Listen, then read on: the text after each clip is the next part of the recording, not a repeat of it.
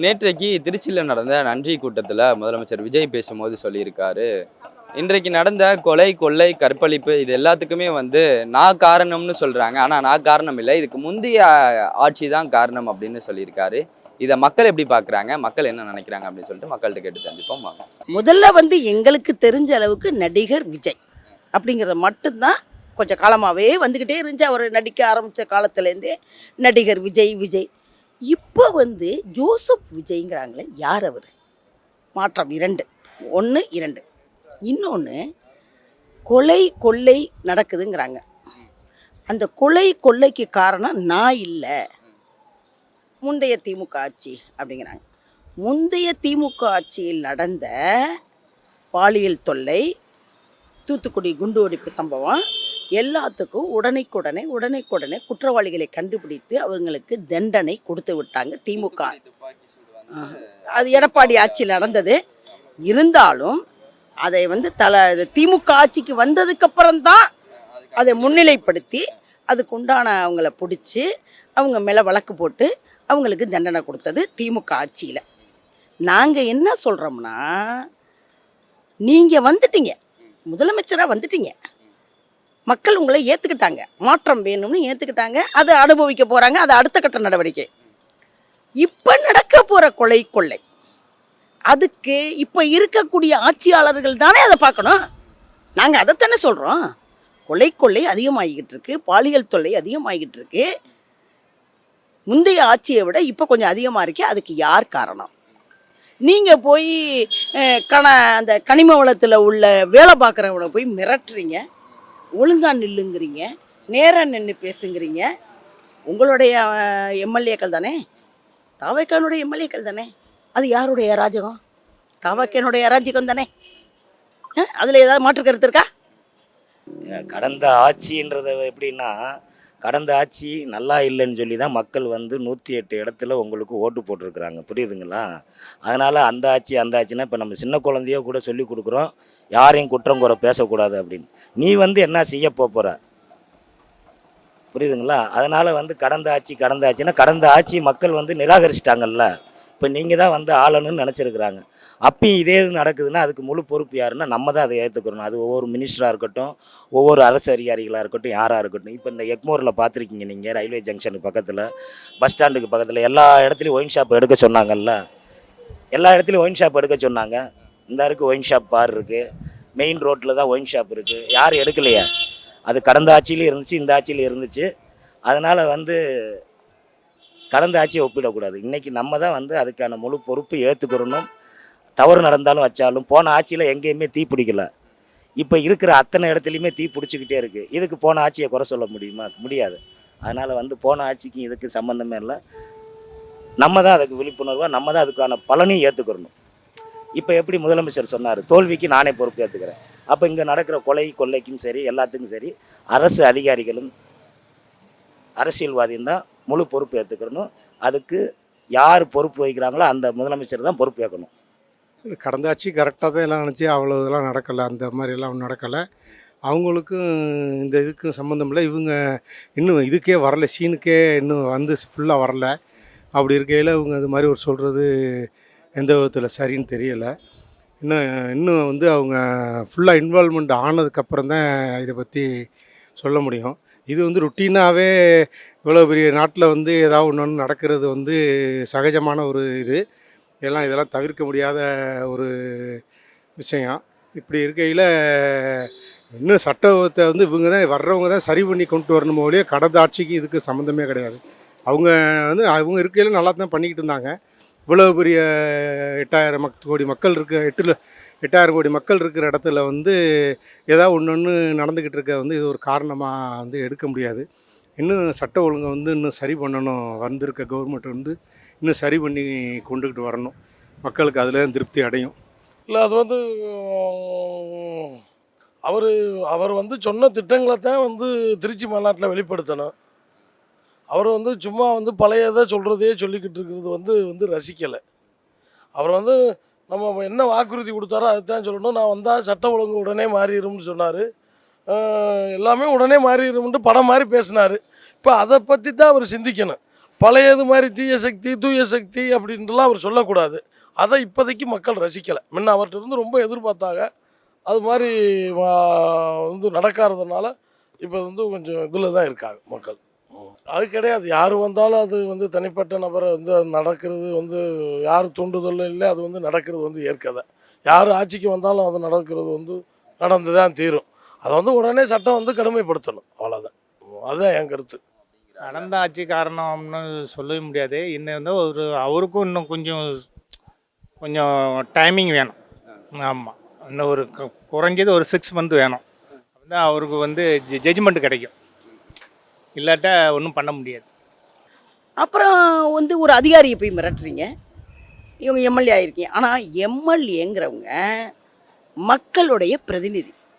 நீங்கள் யாருன்னே தெரியாமல் ஒரு எம்எல்ஏ யார், இந்த தொகுதியில் யார் நிற்கிறான்னு தெரியாமலே மக்கள் ஓட்டு போட்டுருச்சு. நேற்று நீங்கள் என்ன பேசியிருக்கீங்க திருச்சியில்? ஜோசப் விஜயா? CM CM Vijay, CM sir, uncle sir அப்படின்னலாம் பேசுனீங்க. இப்போ நான் சொல்கிறேன், அண்ணா ஜோசப் சிஎம் சார் அப்படின்னு நான் பேசுகிறேன். ஏற்றுக்குவீங்களா? ஒரு மரியாதைங்கிறது மக்களுக்கு ரொம்ப முக்கியத்துவம் வாய்ந்தது. யாராக இருந்தாலும், இப்போ இருக்கிற சிஎம்மாக இருந்தாலும் சரி, இதுக்கு முன்னாடி இருந்த சிஎம்மாக இருந்தாலும் சரி. ஆனால் ஒரே ஒரு கருத்து மட்டும் நான் ஒன்று சொல்ல விரும்புகிறேன். இந்த விஜய்க்கு எப்படியோ இதை விட பெரிய நடிகர்கள்லாம் இருந்தாங்க. சிகரெட்டால் மக்களை கவர்ந்த சிவாஜி கணேசன், கண்ணால் காதலித்த சிவாஜி கணேசன், நடையாள காதலித்த சிவாஜி கணேசன்லாம் ஒரு பெரிய மாபெரும் நடிகர்கள்.